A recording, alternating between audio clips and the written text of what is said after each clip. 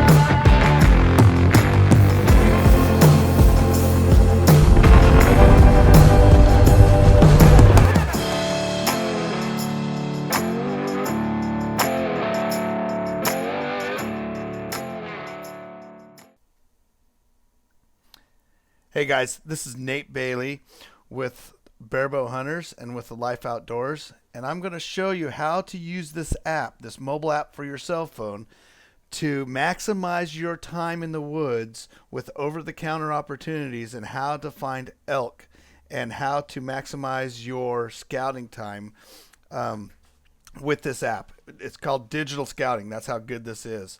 Now, the first thing that I'd like to point out is there are two different apps. One is OnX Maps, which is awesome, and the other is OnX Hunt. And I would suggest getting the OnX Hunt if you're a hunter because it is tuned for hunters. So it shows a lot of stuff that is tuned for hunters.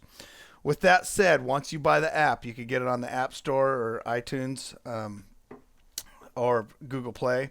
And once you get that app, now you have a login to use the desktop version, and I use the two with each other.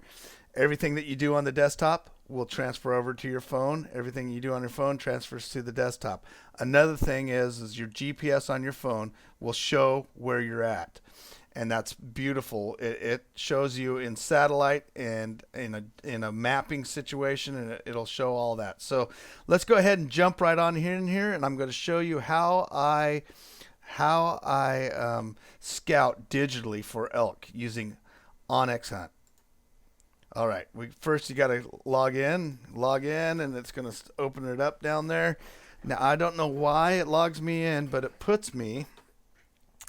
And the OnX guys, if you're watching this, let me know why, because I'm sure it's a setting that I did, but I'm all the way over in North Carolina. I need to be in Oregon because that's where I'm going to hunt. Now, all those are stuff that I've got into, and I'm going to zoom in real quick so you can't see all of my waypoints. So one of the things that I look for, and the first thing that I do, and we're going to actually look right around Klamath Lake or Crater Lake because nobody can hunt there, and I'm not going to jump in on somebody's hunting spots if I go into Crater Lake here. So, Crater Lake, how would you hunt this if you say all of a sudden they said, "Hey, Crater Lake's open, over the counter. Now you guys could go in there and scout it."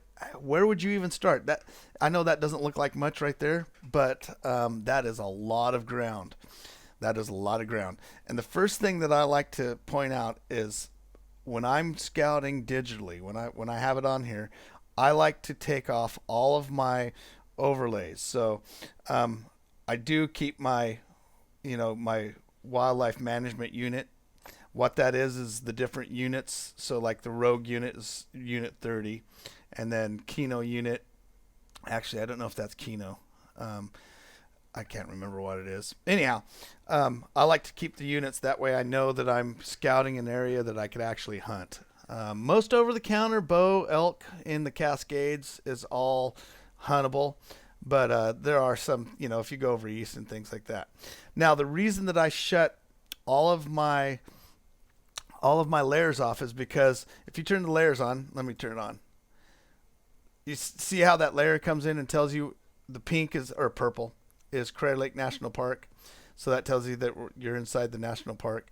But it's hard to see areas that I want to see because there's certain things that I look for when I'm scouting digitally for elk. And so the first thing is colors. I'm always looking for colors. So that's why I like to turn this off. Now pretend that this is public land that you can hunt. The reason I'm not doing it around anywhere else is because I'll ruin somebody's. I'll probably send a bunch of people there. But the concepts are still the same, so it doesn't matter. If you follow these concepts, I'll tell you what, over the last 8 years that I've started doing this, and I started with Google Maps, but now I still use Google, not Google Maps, but Google Earth. I do use Google a little bit still. One of the reasons that I don't use it as much is because now onX has the satellite feature. But you could also look, sometimes you could see contours on Google Earth a little bit better. So I first come into onX, you got to have it. I mean, I could do without Google Earth, but you got to have onX. You got to have it if you're going to do the digital scouting. So first thing I do is I come in and I look it over. I take a bird's eye view. I'm way backed out and I'm starting to look for things. I look for these green areas. You see that area right there? Man, I wish they'd let us hunt the Crater Lake. Look at that. This actually right here looks really good. But you'll find that all over the Cascades it's like this up in the wilderness. That there are a lot of places like this. So you could do a lot of looking around and scouting and putting waypoints down to places that you want to go in and check out before you even put a foot on the ground. So I see these green areas. So the first thing is I like this because there's 2 drainages in here and it looks like there's a lot of water. This looks good too, and I'll look at that in a second, but this is probably more important to me. Ooh, and there's a bog there. And then look, there's springs. Look at these springs all over. Oh, come on, Crater Lake, let us hunt this. So this is exactly what you're looking for.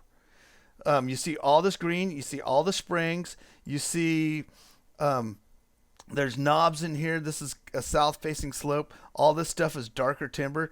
Look at that. That's kind of a north-facing slope. I could say that not knowing because I don't see the topography yet, but there is tons of water in there. There's drainages. There's areas for the elk to move. I bet you that's just an elk magnet. I may just have to go in there just to see them. That's crazy cool. And you could come right in off that bald crater trail and come right down on them. Anyhow, let's turn this to, now we will look at topo lines in here. And the topo line, oh my gosh, that shows us everything we need to know. So look we have all these bogs, we have these springs, and this is a north-facing slope. So when we're talking elk in the in any of the Cascades, southern Cascades for sure. I don't know so much about the northern Cascades. I haven't hunted that much, but I know the southern Cascades. I guarantee you I can walk into any of this and I'll find elk in there. There's elk in there. These are probably all wallows. So that's one of the things that you really want to look for is you want to look for those little springs and the ones that are up and away from the bottoms. So this is all a bottom. I don't know if you guys have ever read topo maps before, but you could read a topo map. Anything that's blue, of course, has got to do with water. This is a small stream coming down, and you know it's coming down because if you look at your topo lines, they always point uphill. Okay, you could, and that's 5,400 feet. That's the perfect elk hunting feet in the Cascades. So if you look here, that's 54, that's 56, and it's above. But another way you could tell is the topo lines in a canyon were always going to point uphill. So you know that these canyons are uphill. So this is a steep canyon right down here because your topo lines are really getting close together. See how steep that is? See how the topo lines right here are farther apart. So you have like a bench right there with a spring on it and with a stream starting out of it. Yeah, there's no elk in there. I'm just gonna have to walk in there because I guarantee you that is holding elk right there. They're probably bedding on this hillside. They'll probably bed on this upper end and then come down here and mess around during the day. Bugle fest, the whole works. So this is what you're looking for when you're looking on your hunt on X. Now, let's go back and go to the hybrid version. And we could look in the hybrid and we could take a look. And now we could even zoom in. If you zoom in on these hybrid version, you see how our little spring went away. But it's right on a scree patch. So you know not to even mess with that scree patch. You know that there's a spring down here. And there's probably going to be elk hanging out next to that spring. Here, I got to click out of that. And then now you're looking through, there's another spring right here. See that blue? I always zoom in on those because you can tell kind of what they are if you zoom in. A lot of times you can see that there's actually a bog in there or something on those lines. Now when we're, oh man, look at this little nestled. This is nestled right in here with scree patches. And it's getting pretty steep over here. But that is good looking stuff, you guys. This is exactly what you're looking for. Take note of this. I can't tell if that is a little pond. Oh, it is. See, there's a pond right there. You can see the brown. So you know that that's probably going to be a big wallowing spot. The elk like to wallow. I keep clicking on it. The elk like to wallow in these spots where they're close to a ridge line because it's really safe. But yet they can go down there and get out of the bugs. And there's going to be a ton of bugs this time of year. But they could go in there and wallow and still stay close to their bedding areas. They could get mud on them and go back up and bed. And they like to bed right along the edges of this green stuff. So I'm looking for water in all of this green stuff. And that's the key. That's the key to knowing where the elk are going to be during the rut in the Cascades. Is they're going to be somewhere around water, around these green pieces of water, and somewhere that's away from people. That's another thing that you'll notice about Cascade elk is they don't like people. So with that said, we found this spot. So now say that this was legal to hunt. Oh man, if it was. Then we would want to put waypoints into our phone. And the way we do that is we move this waypoint. I want to go into that bog. Well, better yet.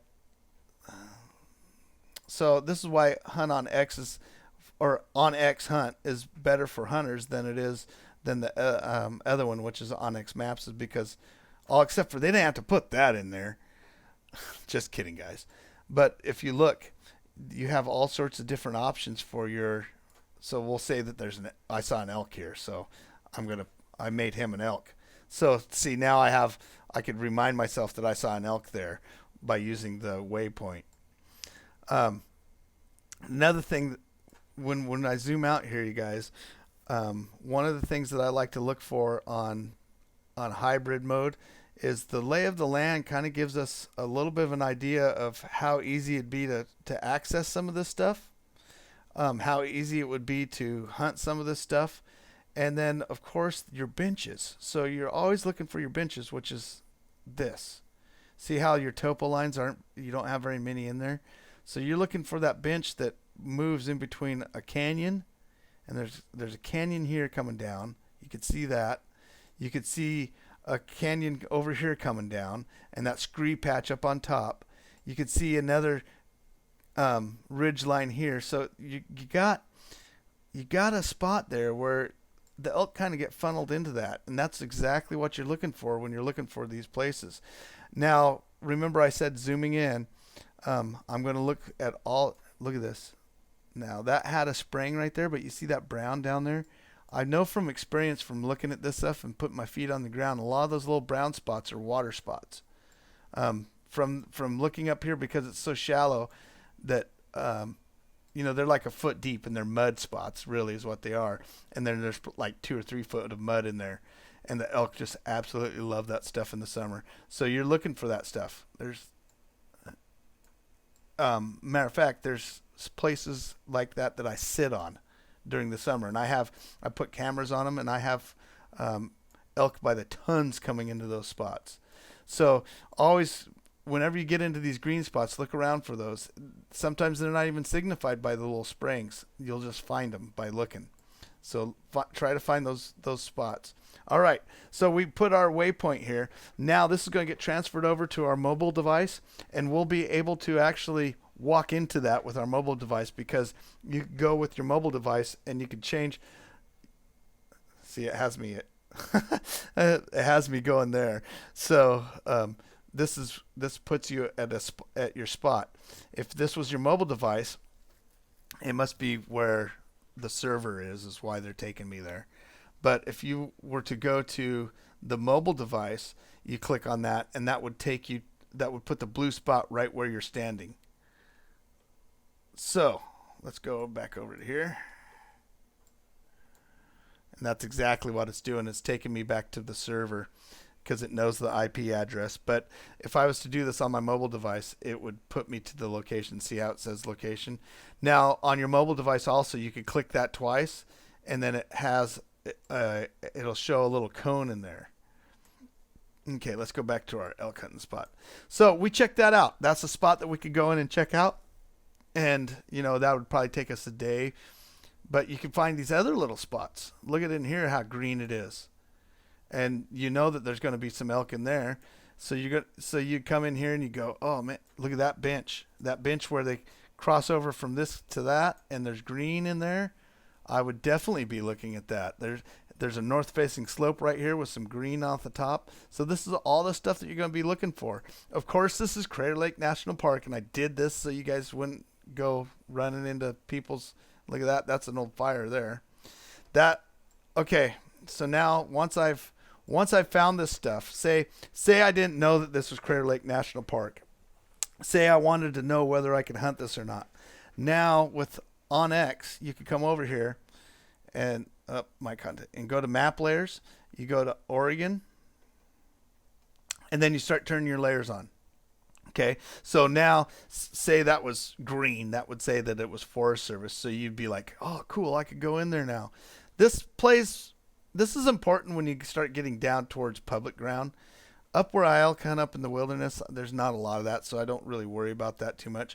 But one of the other things I want to point out is, see your layers over here? You have your state bundles, and you could turn on your Oregon Access and Habitat program. I'm a member of that board, and there's a bunch of different places, and I'll show you some of those here in a second. But part of your money from your tags goes and pays for your access, so you should be using those places. Okay, the next thing I want to show you is these nationwide layers. So if you look at these nationwide layers, and some of them are paid and some of them are not. But the big thing that I want to show you, especially if you're looking for, say, mushrooms, and because mushrooms grow in places that are burnt, so you have a lot of burnt places for mushrooms. Well, there is a historic wildfire. See that? A historic wildfire. So turn that on. Now, once you turn that on, it's going to give you overlays of where the wildfires are. And I thought it might do it. Yeah. So see, this was the National Complex. Boy, there's been a lot of fires up here. Now you could look at this and you could go, wow, there's a ton of wildfires in here. That one was in 2000, and it tells you when it was. Check this out. And it takes a while. My internet's kind of being slow right now, but so it's reloading. Okay, so see the Spruce Lake fire in 2017. Now you know that was last summer. So you know probably 2 summers from, so a couple summers from now, that's just going to be full of mushrooms in there. This one, National Creek Fire, that was 2015. You know there's going to be a lot of grass growing in certain places. So you could go up there. The elk love some of those fire areas. So this is all stuff that is really good to know. Now I'm going to zoom out here, pay no attention to my other stuff. Excuse me. But when you zoom out, look at all these fires that are all over the place. Pretty cool, huh? All right, now the next thing that I want to show you is we'll go down here to Mountain Lakes Wilderness.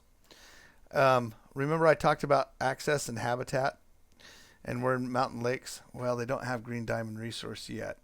We just signed with Green Diamond Resource to keep this open because this used to be open for a long time, and they've had a lot of people ripping them off over there. They've had over, what was it, $30,000 last year, they told us, in batteries and fuel theft in here. And they're logging this. It's a, Green Diamond Resource Company's a logging outfit. They own the ground. So they were saying that they're going to have to start shutting this off and they know it's not hunters doing that, but they know that they have to shut it off to keep people out because you got to keep one person out. That's the way it is. But they want to keep this open. So they asked us if there was any way that we could help them alleviate a lot of that loss that they were taking. They even Green Diamond on Varney Creek in here, or on Moss Creek, have maybe it's not in there. Maybe it is Varney Creek. But anyhow, they even have a campground that they maintain, and it's a private campground that they let the public use. And then they're getting ripped off. So one of the things that we did to keep this open is we agreed, we voted on the Public Access Board. What they do is they vote on where that money gets spent, and we voted on spending some money to put increased OSP in here. So Oregon State Police, there'll be another trooper that's able to patrol all this to keep that down, and that's all they needed. So that's not it's not covered under the access program on X yet because we just did that like 2 months ago. But I'll show you where there is some of this. Let's go over east, and I'll show you. Go up by LeGrand, and you'll see where that. So you can see where that is turned on. Well, maybe I didn't turn it on. Let's go to state bundles. Maybe that's why it wasn't on there. Turn on your access, and this shows you that land that your money. So it's your dollars are paying for access on this land. So go use it. That's my whole message is if we're paying for this, use it because it's your money that's going towards that. And I'm going to let's turn off these fires because those fires are, those fires are getting in the way. My layers and national wide, and we're going to turn off the fires. Okay, so of course all the BLM land is yellow. That's why you see a bunch of yellow there. But I'm looking for that access and habitat land. That is wilderness. I know there's some right around LeGrand.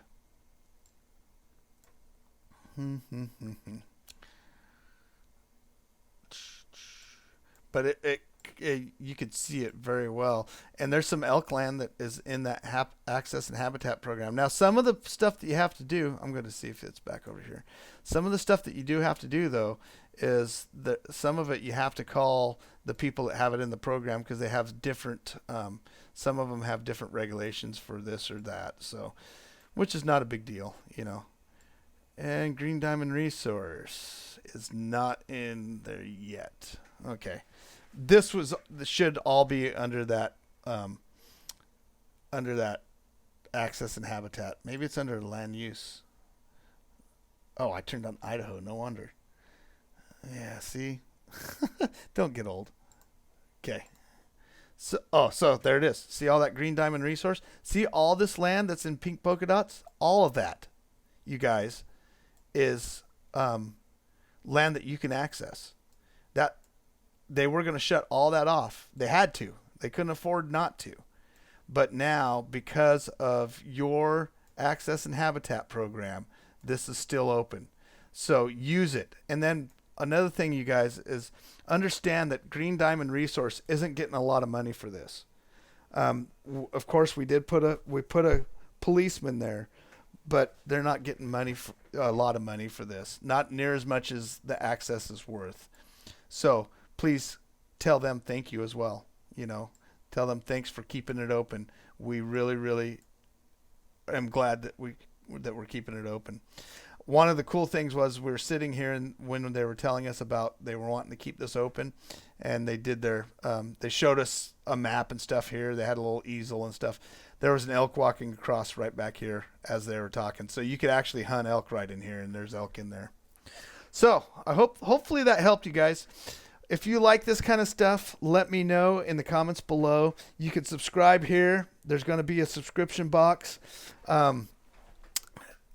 Please ask some questions, and I'll get back on here and I'll answer all the questions of the stuff that I've missed. I'm not giving you coordinates, okay? I'm not going to give you coordinates to anything. But you can sure ask questions, and look at there. There's some more access and habitat right there. And that is, what is that? Oh, it's green diamond again. So green diamond has more out here that they included into that. I didn't realize that that was part of their stuff. So, which is cool. You know, they let you on there. That's all some pretty good, probably some muley country over there. So please, there's some more. I bet you that's green diamond too. So and there's a bunch more. So all this is stuff that you guys paid for, and you could get all that on X Hunt. So please leave in the comment section. Go down, subscribe, leave comments, check out our rest of our videos on the YouTube channel, and please, you guys, bring people to this, because this gets out to more and more people. It helps more and more people, and YouTube likes to see that content, and I really want to help you guys out and be more successful hunters, and we need to get more hunters out there, and this is the way we do it. So all right, thanks a bunch. We'll get back to you. I'm going to show you another one on how I do it for blacktail deer, and then I'm going to do another one on how I use Onyx for fishing and Onyx for waterfowl. But this is the Onyx for elk. And I will do another one if you guys leave enough comments and we think that we should cover something else. All right, take care.